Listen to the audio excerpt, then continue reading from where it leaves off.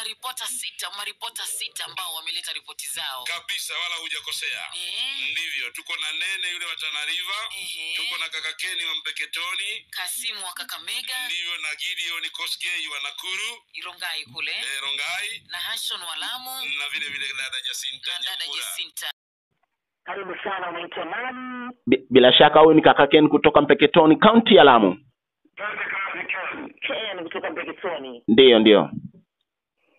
Rais William Ruto siku ya Jumanne aliwakabili nyumba 1080 za gharama nafuu kwa wakazi wa Mukuru jijini Nairobi. Nyumba hizo ni sehemu ya nyumba 13248 zinazojengwa katika mtaa wa New Mukuru Housing ambao utakuwa mtaa mkubwa zaidi katika historia ya taifa hili. Huku akikabidhi familia hizo funguo, kiongozi huyo wa taifa alisema kuwa kuna miradi mingine zaidi ya 200 ambayo ipo katika viwango vya mwisho kukamilika na ambayo imetoa nafasi takriban 200,000 za ajira kwa vijana. Nikimnukuu, tutaendelea kutoa maamuzi magumu na yenye ujasiri ambayo yatabadilisha taifa hili kwa ujumla, mwisho wa nukuu. Aidha, Rais Ruto alitoa wito kwa wanasiasa kukomesha siasa duni zisizo na manufaa kwa Wakenya, akiongeza kuwa serikali ipo na mipango na mikakati dhabiti kuleta maendeleo katika taifa hili. Nikiripotia mubashara Shaba kutoka Mpeketoni, County ya Lamu,